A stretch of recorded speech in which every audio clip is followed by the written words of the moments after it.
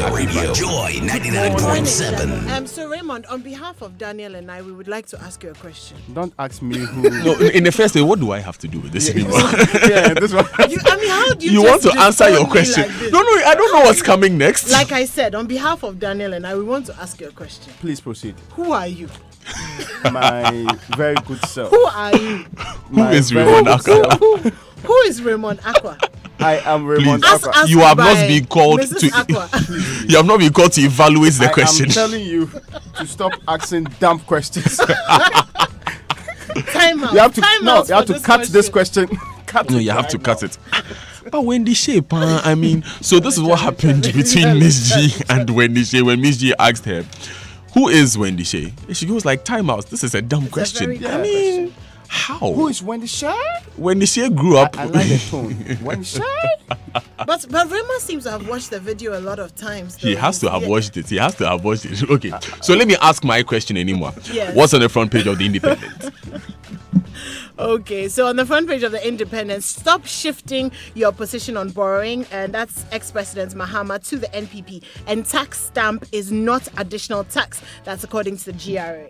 Now, the New Weekend Crusading Guide is reporting this morning Deputy Local Government Minister is actually loading some DCEs, and there's hope for Ghanaian youth as the president assuring that government is going to support them achieve their aims. Ashaman gurus, those in the NDC, they are saying Babing's victory is coming. And that's on the front page of the New Weekend Crusading Guide. And you talk about the arrival, right? Very Yes. soon. Yeah, that's I happening. am. And in the Daily Graphic today, there's a special supplement. The Prince of Wales and the Duchess of Cornwall, Akwaba, #Royal Visit Ghana. And there's a lot about the Prince and his beautiful wife in there. But on the front page of the Daily Graphic, though, avoid KNUST crisis. University of Ghana Vice Chancellor tells lecturers. Parliament approves Opon Nkrumah and others. Congratulations to you, Mr. Kojo Opon Nkrumah, this morning. Prince Charles and Camilla arrived today. Political vigilantism. Police can't act. Laws on appointments need reforms. ACP Dr. Agojo. He's the one saying that. Yes. This is the man who told us that we have already disbanded the people. He gave them 3 months sometime in 2016. So then now we are giving up on the art completely. Yeah, we are. And on the back Political parties have given up. The police has given up. Now it's left with ordinary citizens of this republic to give up. On the back page of the Daily Graphic, Cosmos invests 500,000 in agribusiness challenge, and work progresses on road projects in the eastern region. Over to you, Raymond. The Daily Guide is reporting this morning the minister's approval and also education is our best bet. The president of the Republic of Ghana making that claim. Government is also rubbishing NDC's corruption tag against president claims, but there's a bigger story on the front page. Stadium contract scandal hits NDC. 1.6 million is missing. Those are the stories the Daily Guide is represented this morning. On the front page of the Herald, arrogant maritime boss justifies 1 million Ghana cedi renovation and 13 air conditioners. Beer bar evidence can't jail corrupt Mahama appointees. Akufo-Addo's lawyer tell frustrated NPP foot soldiers in defense of the Attorney General. Beer bar. And beer bar evidence. Oh, okay. NPP youth leader emboldens Delta Force boss with appointment, and Siemens Ghana dragged to court for breaching local content law in petroleum sector. The Daily Statesman has these stories on the front page. Business leaders propose 10% levy on tithes. KPMG 2019 pre-budget survey. The industry giants are the ones saying that touch God's money and it will be fine for the country. And those are the stories, but that state triggered Nyantachi's FIFA ban. That's also on the front page of the Statesman. On the front page of the Chronicle, Rambo-style robberies at Tema shock police. Baumia's paperless achieves 85% success at Tema Takrade Port. Mentally deranged man inflicts cutlass wounds on mum. Now, the Ghanaian Times is my next paper. Okay, so HIV rates shoots up. Yep. There's also one about the AGI raising red flags over tax stamp, and listen to this one. CID completes investigation on Kwesi Nyantakyi, but the Attorney General is set to receive the docket. So in between those two institutions, there is a vacuum. Yes, and those are the stories on the front page. But the last one, use dialogue to address grievances. This is a vice chancellor, but this one, not the set aside one from Kumasi, but this one is the original Legon one, not the Kumasi Legon set one. Aside. The original Legon one who is saying so. Professor Ebenezer Ojo. I'll turn off your mic. If you do, I'll turn off your mic. You said, Kumasi, what? There's Kumasi Legon. There's only one university in this country with Kwame Nkrumah's name on it. You'd say it. But did you expect that Kwame Nkrumah's name would be on all the universities? Well, it's on halls. This fight is between it's on other two places. tech people, so I'm fine. Please anyway, proceed. finally from me, on the front page of the Ghanaian Observer, FIFA documents expose NDC over Nyantechi's ban. President Akufo-Addo committed to developing the youth. Work on Medina footbridges on course. That's according to Alhaji Boniface Sadiq. Which work? Oh, work on Medina footbridges on course. Court issues order to protect. Okay, I'm not even gonna try, but the court has issued an order to protect someone. Yes. Okay. So what we're going to do is that before we do the first story, let me take you to the center spread of the Mirror newspaper. Well, pages 8 and 25 of the Mirror newspaper, you'll find a lovely feature on the Ghana Business Awards 2018 that took place exactly a week ago today, last week, Friday, at the Kempinski Hotel, Gold Coast City. It brought together a number of companies, the giants of business across the country, who were honored by the Ghana Business Awards team. The executive director of the award, Latif Abubakar, is seen there in his dashing bow tie. Good morning, Latif, doing the listening. And I am so impressed by the buy-in of the corporate community. Almost all the corporate giants were there. Some of the companies awarded were here. MTN with 4 awards. Zenith Bank is pictured here. The G4S security team. A number of them. I don't want to go into mentioning all of them. We don't have the time. But then kudos to the Ghana Business Awards team. It was a beautiful ceremony. I watched it later streaming on Facebook, and we look forward to next year's ceremony. So, but let's begin this morning with a special visit we're going to get. Yeah, so should I do it in a normal accent or a British accent? I think this one warrants a British accent. It's okay, be fine, man. It's okay, be fine, man. So we know that Prince Charles and Camilla are arriving today for a 5-day... Papaya was not happy that you didn't do the British accent. I know. For a 5... No, it's okay. For a 5-day visit. And so we're very excited. We have the British High Commissioner coming in this morning. Ian Walker? Yes. So we'll be talking a lot more about this. But they're here for 5 days. Some of the things that, this is how it's going to go. Today when he comes, he and his wife are going to go to the Jubilee House. There'll be a state banquet for them. At some point, he'll be meeting with Ghanaian international business leaders. The British High Commissioner will host a special birthday reception. He turns 70 on November 14th as well. And then there'll also be a forum at the Accra International Conference Center. Other things that will be happening is the Duchess will be hosting school children for a Commonwealth big lunch for children, which I think would be really nice. The last time that the Prince of Wales was in town was in 1977, but this is also the first time that he's coming back to Ghana since he was confirmed as the one to succeed the throne from his mother. So we're looking forward to having them. But Prince Edward has been in town for a couple of days already. Yesterday he was at the Head of State's Scholarship Award ceremony. Yes. So we're having a very royal. So you couldn't morning. even give us a welcome to Prince Charles and the Duchess of Cornwall in the British accent. Just the propensity for buying it. Anyway, Raymond, I heard 1977 you were 15 years old. 77. Yeah. Raymond crying surprise. If we were to be Kotenate, people would know that it's not true. But you see, always throwing shots at people who cannot come. Throwing shade on people who cannot come and defend themselves. My very good brother. I am the defender of all on air, off air, including Wendy Shea. No, I forget Wendy she's on her own. Let's talk about FIFA, Raymond. Yes, now government saying that it fully participated in getting FIFA to sanction the former GFA president, Kwesi Nyantakyi, contrary to assertions that he has done nothing when it comes to investigating the matter and the corruption scandal against him. In fact, they are showing evidence in a letter. I say in a letter written to the Attorney General's office dated August 31, 2018.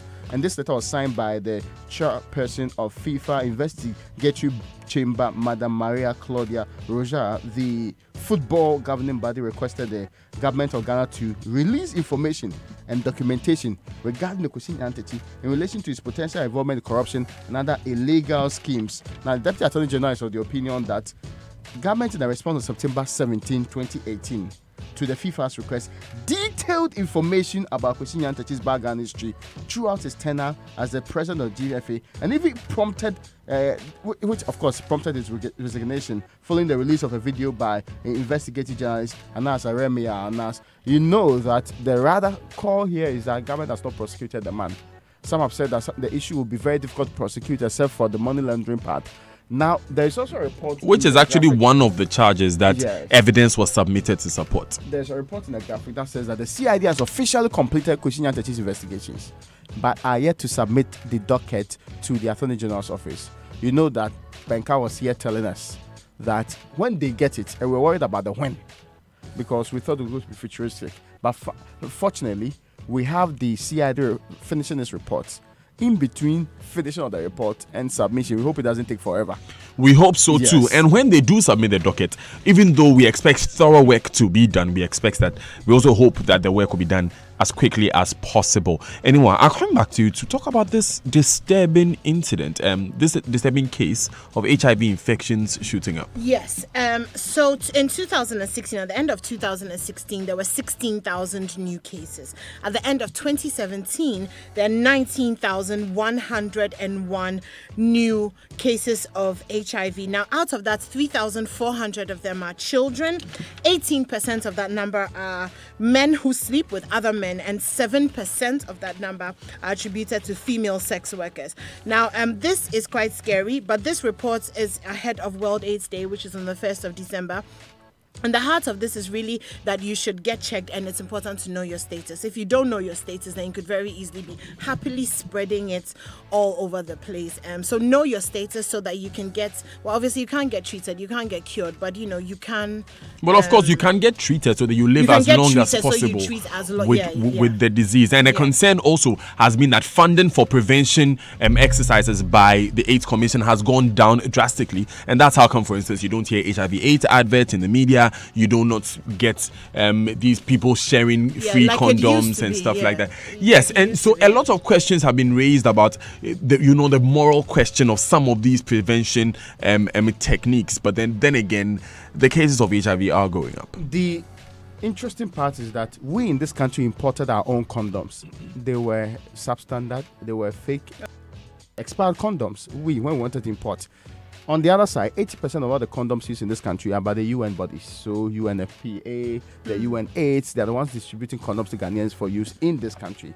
When we still are having some worsening situation when it comes to the HIV thing. But the bigger problem is that people should be able to regulate. The risk people, there was this survey that said that those in the middle class, they are more reckless when it comes to sexual intercourse than even prostitutes in this case. And if you look at the statistics, only 7% of the cases reported are female sex workers. Yes, and it's a very interesting statistic. Condoms than the ordinary person. Well, it's quite worrying, but if we want salvation and morality, it's church we go to, isn't it, Raymond? Certainly, but business leaders are proposing some 10% levy on the side that you pay. Now, findings from a pre-2019 budget survey conducted by the KPMG indicate that business leaders expect government to introduce a fiscal policy which targets church and other religious institutions, i.e., the captains of industry want a 10% social development levy on tithes, collections from all faith-based organizations in this particular case. So when you give your 10% tithe, 10% of that amount is also supposed to be taken and given to government in this case. And this is an effective way. Remember that last year, the president hinted that the conduct of some of these pastors, the affluent and seeming, what they call it, how do you call it? Grandiose. Yes. I want to use the grandiose.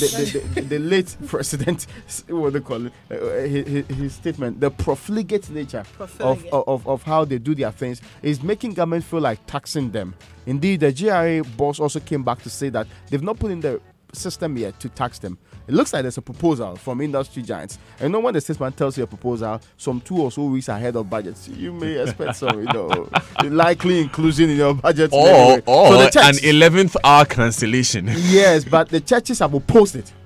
In times past. Yes. And the argument, as we've stated earlier, has been that they already pay tax on a number of services that they offer. For instance, if a church sets up a school, if a church sets up a business, they will pay tithe on it. If a church pays its workers, tax. I said tithe, didn't I? Yes. And if they pay their workers, they will pay an income tax from those salaries. And so that argument has been raised time and again. Anyway, let's go to government now, where some new ministers have been confirmed. Let me begin this one by saying congratulations to all of them. Kojo Oppong-Nkrumah being... he's been designated for so long. Hey, they designated him. Great. But he's now information minister. Can I say properly so called? Substantive. Good morning, Kojo. Congrats. Yep. So we know that there were 6 of them and they have been approved.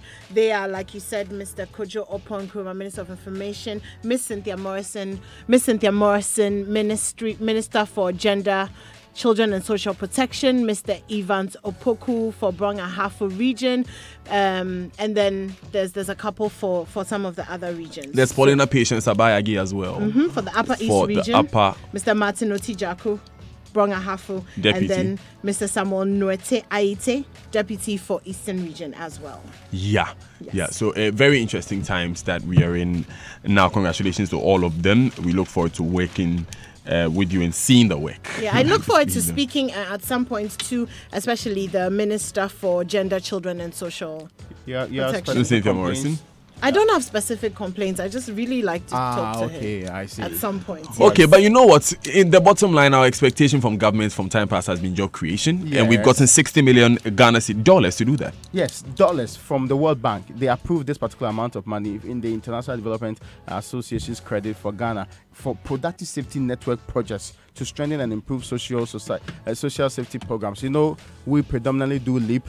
We also do NHIS indigent selection to make sure that we protect the poor. We also have in times past used other programs, about 14 of them, which included some subsidies, but it looks like we are toning down the subsidies now. We have 6.8 million poor people in this country. These are people who cannot afford 4.82 cedis a day on food alone. In fact, the extreme poor are like 2.4 million in our country.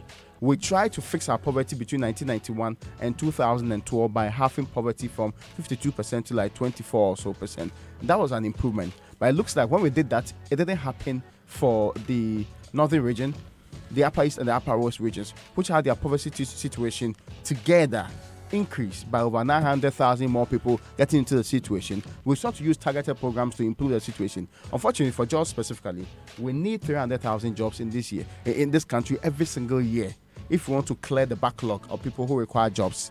And NAPCO is 100,000, right? Yes. Exactly. But there's 200,000 to go. So it's an interesting mix, but government is now getting this money so that it can push the specific, like labor-intensive public works down the line so that they can get people to do the work that can get them food. I want to see the sectors that they'll put them in. If you put it in construction, for instance, which would be a labor-intensive public work, it's work with a terminal point. Yes. So that the workers, after the project is over, can go back to being unemployed. That project may actually start after. No, but we should be invested in inclusive sectors like what we always say, agriculture, industry, these places where more workers seek to uplift the people from the poverty situation to getting them better, because nobody wants to be called poor. Nobody wants to remain a poor person in their life forever. That's the plan that we should have going forward. Very true. Let's go online now. And the online news review is brought to you by Zenith Bank. In your best interest, Goyle Good Energy, and you can download the Safe Doctor app now from Google Play. Safe Doctor, the future of better medical care. Now, from now till January 2019, anytime you buy Goyle fuel, 80 cedis and above, collect a scratch card, dial *161 *4645 hash and follow the steps. You'll receive an instant message for your reward. Then you'll get rewards like free fuel, airtime, lunch for 2, driver's vest and many more. So buy more, text more to accrue more points, because additionally there will be loyalty rewards every month. When you accrue the highest points, you receive a Goyle Go card loaded up to 1,000 cedis fuel or free lubricant plus a free servicing and hotel accommodation for 2. Drive to any Goyle station, buy more and get your rewards instantly. Goyle, Ifye Nifye. Promo runs till January 2019. Terms and conditions apply. Now is the time to own a Zenith MasterCard. Apply now for your Zenith MasterCard debit or prepaid card and enjoy 2 great benefits. No issuance fee and a chance to receive a gift of the CD equivalent of $50 on your Zenith MasterCard. Don't be left out. Sign up for your Zenith MasterCard debit or prepaid card today. Offer is available to account and non-account holders. Terms and conditions apply.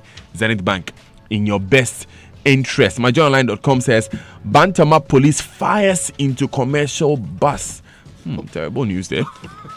Terrible news there. Trigger happy police. It's a problem. AdumOnline.com says, put your money where your mouth is. Akofa Ijani tells Gabi Otri Dako. BBC.com says, Zimbabwe excited to drill for oil after new survey. And that's coming from the BBC.com. A good point to move on to the BBC News at 7, which is coming up after this. But remember, today we are speaking with the British High Commissioner to Ghana, Ian Walker, about the royal visit and a lot more other issues involving Ghana and the UK. And we will be continuing to ask questions about why we have 30 ambulances we've paid 2.4 million euros for and they are not in use. Stay with us. This is the Super Morning Show.